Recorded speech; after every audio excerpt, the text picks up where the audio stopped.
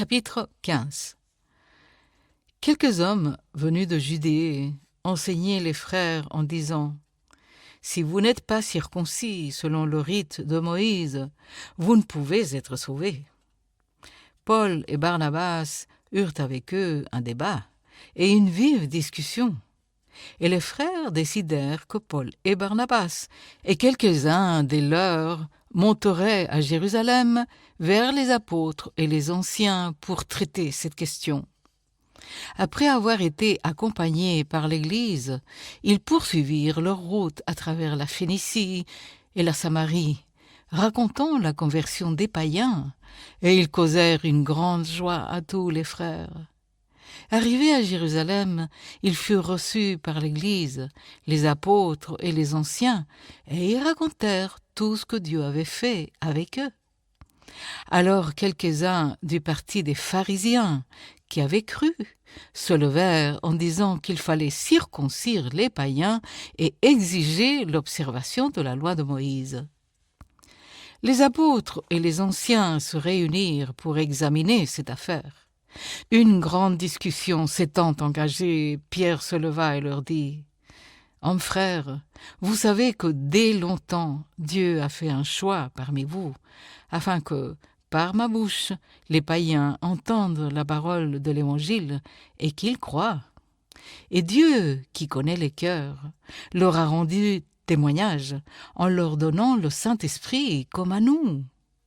Il n'a fait aucune différence entre nous et eux, ayant purifié leur cœur par la foi. Maintenant donc, pourquoi tentez-vous Dieu en mettant sur le cou des disciples un joug que ni nos pères ni nous n'avons pu porter?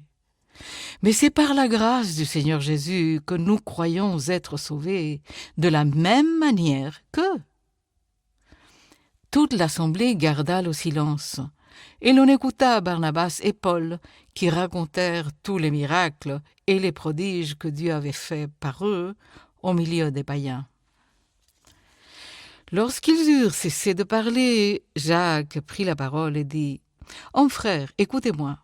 Simon a raconté comment Dieu a d'abord jeté le regard sur les nations pour choisir du milieu d'elles un peuple qui porte son nom.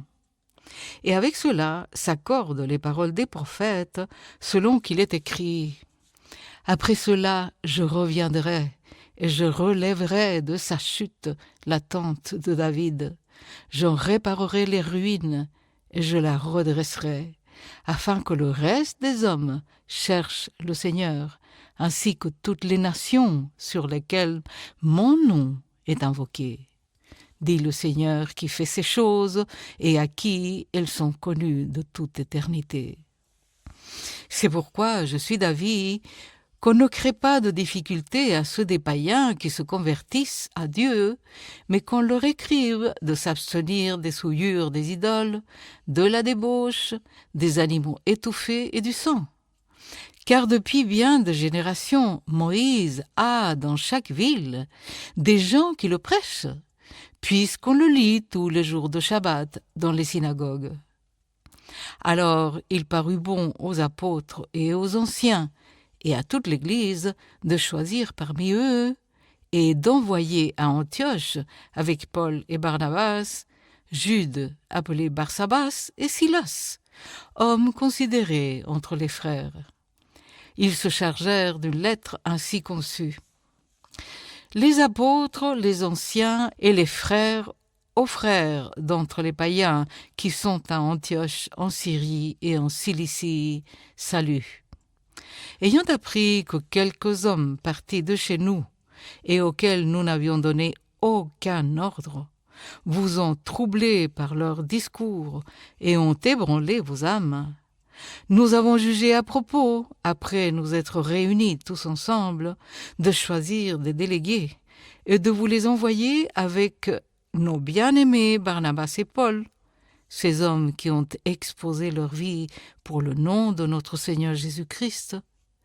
Nous avons donc envoyé Jude et Silas, qui vous annonceront de vive voix les mêmes choses, car il a paru bon au Saint-Esprit et à nous de ne vous imposer d'autres charges que ce qui est nécessaire, savoir de vous abstenir des viandes sacrifiées aux idoles, du sang, des animaux étouffés et de la débauche, choses contre lesquelles vous vous trouverez bien de vous tenir en garde. Adieu. Eux donc, ayant pris congé de l'Église, allèrent à Antioche, où ils remirent la lettre à la multitude assemblée. Après l'avoir lue, les frères furent réjouis de l'encouragement qu'elle leur apportait. Jude et Silas, qui étaient eux-mêmes prophètes, les exhortèrent et les fortifièrent par plusieurs discours. Au bout de quelque temps, les frères les laissèrent en paix et retournèrent vers ceux qui les avaient envoyés. Toutefois, Silas trouva bon de rester. Paul et Barnabas demeurèrent à Antioche, enseignant et annonçant avec plusieurs autres la bonne nouvelle de la parole du Seigneur. Quelques jours s'écoulèrent, après lesquels Paul dit à Barnabas : « Retournons voir les frères dans toutes les villes où nous avons annoncé la parole du Seigneur, pour voir en quel état ils sont. » Barnabas voulait amener aussi Jean, surnommé Marc, mais Paul jugea plus convenable de ne pas prendre avec eux celui qui les avait quittés depuis la Pamphylie et qui ne les avait point accompagnés dans leur œuvre.